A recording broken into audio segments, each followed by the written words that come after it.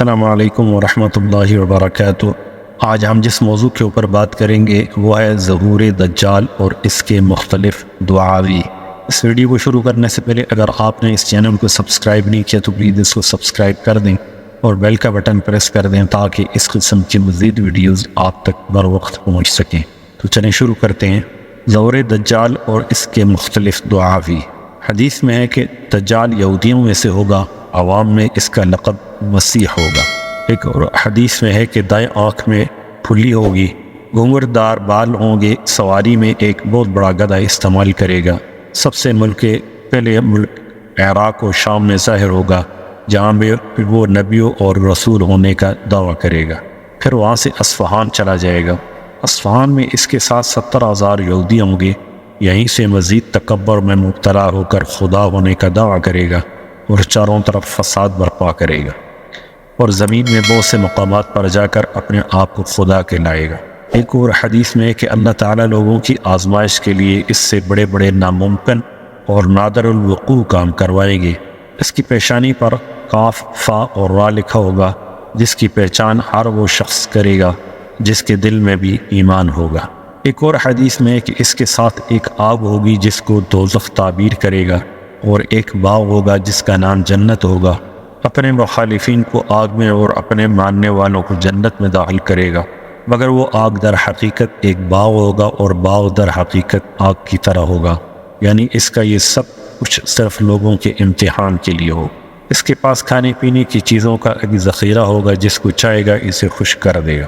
جب کوئی فرقہ اس کو رب مان لے گا تو اس کی سرزمین پر اس کے لیے بارش ہوگی، اناج پیدا ہوگا، ان کے درخت پھل دینے لگیں گے، ان کے مویشی موٹے ہو جائیں گے اور دودھ والے جانور دودھ دینے لگیں گے، اور جب کوئی جماعت اسے نہ مانے گی اس سے بارش، پھل، دودھ اور جانوروں کا بڑھنا بند کر دے گا اور اس قسم کی بہت سی تکلیفیں اہل حق کو دے گا، مگر اہل ایمان کا سبحان اللہ اور لا الہ الا اللہ پڑھنا ہی ان کی کھانے اور پینے کا کام دے گا۔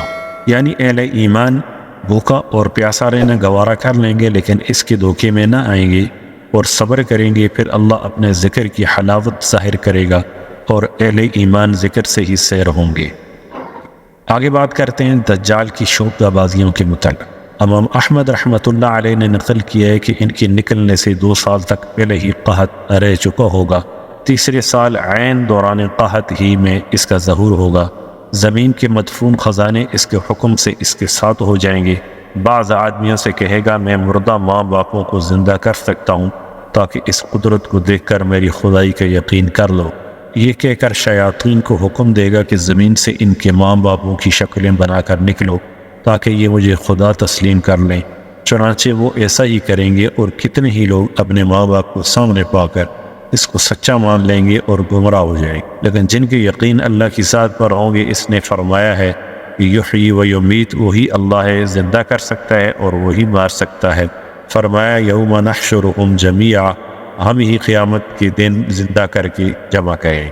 جن اہل ایمان نے کتاب و سنت کی تعلیم کے مطابق اپنے ایمان کو مضبوط کیا ہوگا، دجال کے بڑے بڑے کارنامے انہیں متاثر نہ کر سکیں گے اور وہ ایمانداران تمام خلاف عادت کاموں کو شعبہ بازی، شیطانیت اور گمراہی اور جادوگری کا نام دیں گے، بلکہ دیگر نشانیوں سے تعین کر کے کہیں گے کہ یہ دجال ہے جس کے سب سے بڑے دھوکے باز ہونے کی گواہی ہمارے پیارے محمد صلی اللہ علیہ وسلم پہلے سے دے چکے ہیں۔ مذکورہ حالات لوگوں کو دکھاتا ہوا اور کمزور ایمان والوں کو گمراہ کرتا ہوا بہت سے ممالک میں سے گزر جائے گا، یہاں تک کہ وہ یمن کی سرحد میں پہنچے گا تو بددین لوگوں میں بڑا مقبول ہوگا اور وہ لوگ سب کاموں کو چھوڑ کر اس کے ساتھ ہو جائیں گے۔ صحیح مسلم و بخاری میں ہے، یہاں سے لوٹ کر مکہ مکرمہ کے قریب مقیم ہوگا، لیکن وہاں فرشتوں کی حفاظت مکہ معظمہ کی ذمہ داری کی وجہ سے داخل نہ ہو سکے گا، پھر وہاں سے مدینہ منورہ کا ارادہ کرے گا۔ صحیح بخاری صفحہ 353 میں ہے، اس وقت مدینہ طیبہ کے 7 دروازے ہوں گے، ہر دروازے کی حفاظت کے لیے خداوند کریم 2 فرشتے فرمائے گا جن کے ڈر سے دجال کی فوج اس شہر نبی صلی اللہ علیہ وسلم میں داخل نہ ہو سکے گی۔ مدینہ منورہ میں زلزلہ آئے گا جس کی وجہ سے بد عقیدہ منافق لوگ خائف ہو کر شہر نبی علیہ السلام سے نکل جائیں گے اور باہر آ کر دجال کے پھندے میں پھنس جائے گی، کیونکہ مدینہ طیبہ میں یہ لوگ اللہ اور اس کے رسول کی محبت سے نہیں رہ رہے ہوں گے بلکہ اپنی دنیاوی اغراض سے وہاں ہوں گے۔ ان کو مدینہ اور صاحب مدینہ کی سنت اور محبت سے کوئی غرض نہ ہوگی، اس وجہ سے انہیں زلزلہ کے ذریعے اس پاک سرزمین سے نکال دیا جائے گا، کیونکہ بہت سے انسان روپیہ پیسہ کمانے کی غرض سے وہاں رہتے ہیں، انہیں رسول اللہ صلی اللہ علیہ وسلم پر درود و سلام تک نصیب نہیں ہوتا۔ دجال سے ایک عالم دین کا مناظرہ۔ جب یہ ملعون ارض مقدس مدینہ سے باہر موجود ہوگا، ان دنوں مدینہ میں ایک عالم بزرگ ہوں گے جو اس ملعون کو اپنے علم خدادات سے پہچانیں گے اور اسے لاجواب کرنے اور لوگوں کو حق راہ بتلانے کے لیے دجال سے مناظرہ کریں گے۔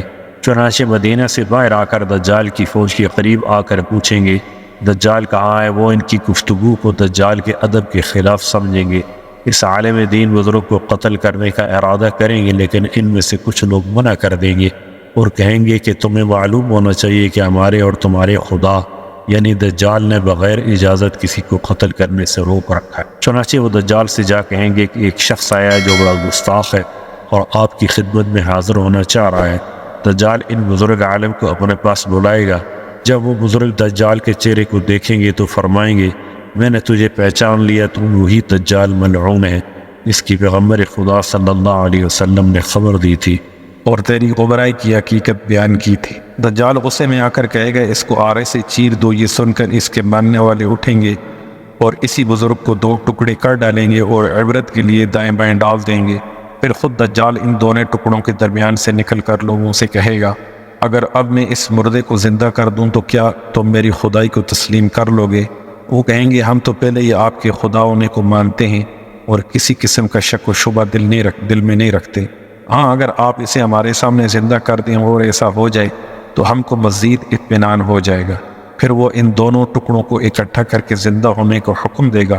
چنانچہ وہ خدائے قدوس کی حکمت اور ارادے سے زندہ ہو کر کہے گا اب تو مجھے پورا یقین ہو گیا کہ تو وہی مردود دجال ہے جس کے لعنتی ہونے کی خبر پیغمبر خدا صلی اللہ علیہ وسلم نے دی تھی۔ دجال جنجلا کر اپنے ماننے والوں کو حکم دے کر اس کو ذبح کر دو۔ یہ سن کر اس کے مریدین آپ کی گردن پہ چھری پھیریں گے مگر اس سے انہیں کوئی تکلیف نہ پہنچے گی۔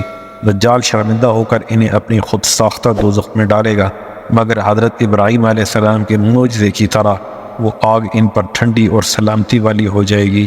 اس کے بعد دجال سے یہ طاقت چھین لی جائے گی اور کسی مردہ کو زندہ نہ کر سکے گا اور یہاں سے ذلیل و رسوا ہو کر ملک شام کو روانہ ہو جائے گا۔ اس کے دمشق پہنچنے سے پہلے حضرت امام مہدی علیہ السلام دمشق پہنچ چکے ہوں گے اور دجال کے فتنے کو مٹانے کے لیے جنگ کی پوری تیاری اور ترتیب طے کر چکے ہوں۔ نزول سیدنا حضرت عیسیٰ علیہ السلام۔ امام مہدی علیہ السلام جنگ کی تیاری کے لیے فوج کو ہدایات دے رہے ہوں گے کہ حضرت عیسیٰ علیہ السلام دو فرشتوں کے کاندھوں پر ہاتھ رکھ کر آسمان سے دمشق کی جامع مسجد میں مشرقی مینارے پر جلوہ افروز ہو کر آواز دیں گے کہ سلم یعنی سیڑھی لیا وہ سیڑھی حاضر کر دی جائے گی، آپ اس کے ذریعے اتر کر امام مہدی سے ملاقات کریں گے۔ صحیح مسلم کی روایت ہے امام مہدی علیہ السلام حضرت عیسیٰ علیہ السلام سے بڑی تواضع اور اچھے اخلاق سے پیش آئیں گے اور عرض کریں گے یا نبی اللہ امامت کیجیے۔ حضرت عیسیٰ علیہ السلام ارشاد فرمائیں گے امامت تم ہی کرو اس لیے کہ تم میں سے بعض دوسروں کے لیے امام ہیں اور اے امت محمدیہ یہ امامت کی عزت اللہ تعالیٰ نے تمہیں ہی بخش دی ہے۔ پھر امام مہدی علیہ السلام نماز پڑھائیں گے اور حضرت عیسیٰ علیہ السلام ان کے اقتداء میں نماز ادا کریں گے۔ نماز سے فارغ ہو کر حضرت امام مہدی علیہ السلام حضرت عیسیٰ علیہ السلام سے عرض کریں گے یا نبی اللہ آپ لشکر کا انتظام آپ کے سپرد ہے، جس طرح چاہیں اس فریضہ جہاد کو انجام دیں۔ وہ فرمائیں گے نہیں یہ کام بدستور آپ ہی کے سپرد رہے گا، میں تو صرف دجال کو قتل کرنے کے لیے آیا ہوں جس کا مارا جانا میرے ہی ہاتھوں سے مقدر ہو چکا ہے۔ دجال کا فرار اور قتل۔ رات امن و امان سے بسر کر کے صبح امام مہدی علیہ السلام اسلامی فوج کو لے کر میدان کارزار میں تشریف لائیں گے۔ حضرت عیسیٰ علیہ السلام بھی ان کے ساتھ ہوں گے۔ وہ کہیں گے میرے لیے گھوڑا اور نیزہ لاؤ تاکہ اس ملعون سے خدا کی زمین کو پاک کر دو۔ پھر حضرت عیسیٰ علیہ السلام دجال پر حملہ آور ہوں اور امام مہدی علیہ السلام اسلامی فوج کے ساتھ دجال کی فوج پر حملہ کریں گے۔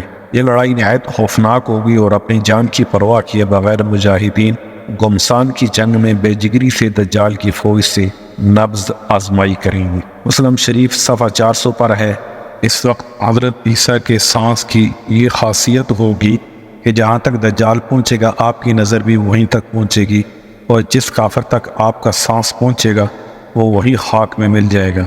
آپ دجال کا مقابلہ کرتے کرتے مقام لط تک جا پہنچیں گے اور نیزے سے اسے واصل جہنم کر کے لوگوں کو اس کی فتح کی اطلاع دیں گے۔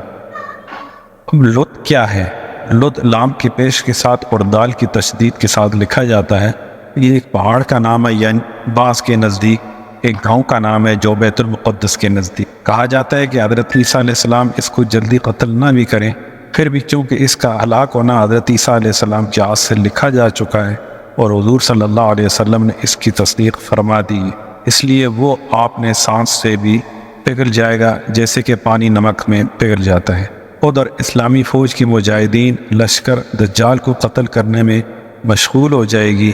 ادھر اللہ کی نصرت کا ظہور اس طرح بھی ہوگا کہ اس لشکر میں موجود کسی یہودی کو پناہ نہ ملے گی۔ صحیح مسلم، ترمذی اور بخاری میں ہے، اگر کوئی یہودی رات کو کسی درخت یا پتھر کی آڑ میں چھپ جائے تو بھی وہ درخت اور پتھر کہے گا، اے خدا کے بندے دیکھ، اس یہودی کو پکڑ اور قتل کر، مگر غرقد کا درخت اس کو پناہ دے کر اس کے حالات کو چھپائے گا۔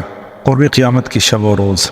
ترمذی صفحہ 325 پر ہے کہ دجال کے شر کا زمانہ 40 دن تک رہے گا، ان دنوں میں سے ایک دن 1 سال کے برابر ہوگا، ایک مہینہ کے اور ایک ہفتہ کے برابر ہوگا، باقی دن اپنے دنوں کے برابر ہوں گے۔ بعض دنوں میں ہے یہ لمبے دن بھی دجال کے تصرفات اور اس کے استدراج کی وجہ سے محسوس ہوں گے، کیونکہ وہ لانتی سورج کو روکنا چاہے گا تو اللہ تعالیٰ اپنی قدرت سے اس کی مرضی کے مطابق سورج کو روک دیں گے۔ حضور صلی اللہ علیہ وسلم سے صحابہ نے عرض کیا کہ جو دن 1 سال کے برابر ہوگا اس میں ایک دن کی نمازیں پڑھنی چاہیے یا پورے سال کی نمازیں پڑھنی ہوں گی؟ آپ صلی اللہ علیہ وسلم نے فرمایا اندازہ لگا کر ایک پورے سال کی نمازیں پڑھنی چاہیے۔ شیخ محی الدین ابن عربی جو ارباب کشف شہود و محققین میں سے ہیں، وہ فرماتے ہیں اس دن کی تصویر دل میں یوں آتی ہے کہ آسمان پر ایک بڑا بادل ہوگا اور کمزور سی روشنی جو عام طور پر ایسے ایام میں آتی ہے وہ تاریکی میں تبدیل نہ ہوگی اور سورج بھی نمایاں طور پر ظاہر نہ ہوگا، تو لوگ شریعت کی مسئلہ کی روح سے اندازہ و تخمینہ سے نماز کے اوقات کا لحاظ رکھنے کے پابند ہوں۔ دعوت اللہ کی طرف۔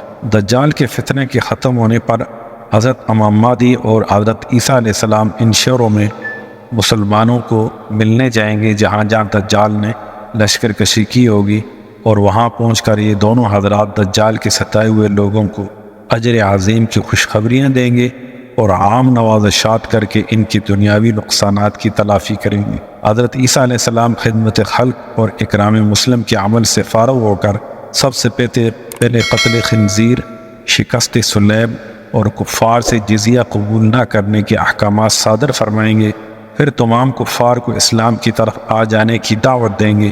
خدا کے فضل و کرم سے کوئی کافر اسلامی شہروں میں نہ رہے گا۔ تمام روئے زمین امام مہدی علیہ السلام کے عدل و انصاف کی کرنوں سے منور ہوگی، ظلم و انصافی کو جڑ سے اکھیڑ دیا جائے گا، تمام لوگ اللہ کی اطاعت اور عبادت میں مشغول ہوں گے۔ آپ کی خلافت کی میعاد 7 سال ابو داؤد میں لکھی ہے، 8 سال حاکم نے لکھی ہے، یا 9 سال ترمذی نے لکھی ہوگی۔ وصال مہدی و کمال عیسیٰ علیہ السلام۔ واضح رہے کہ امام مہدی علیہ السلام کو 7 سال عیسائیوں کے فتنے کو پامال کرنے اور ملک میں عدل و انصاف قائم کرنے میں لگے گا، اور 8واں سال دجال سے جنگ و جدال میں گزرے گا، اور 9واں سال حضرت عیسیٰ علیہ السلام کے ساتھ گزرے گا۔ اس حساب سے آپ کی عمر 49 سال ہو۔ اس کے بعد حضرت امام مہدی علیہ السلام کا وصال ہو جائے گا۔ حضرت عیسیٰ علیہ السلام آپ کی نماز جنازہ پڑھائیں گے اور آپ کو قبر میں اتاریں گے۔ اس کے بعد لوگوں کی بھلائی کے لیے چھوٹے بڑے کاموں میں مصروف ہو جائیں گے۔ ان کے شرعی ضابطوں اور مکمل نفاذ اسلام کی برکت سے ساری مخلوق نہایت امن و سکون سے ہوگی۔ السلام علیکم ورحمۃ اللہ وبرکاتہ۔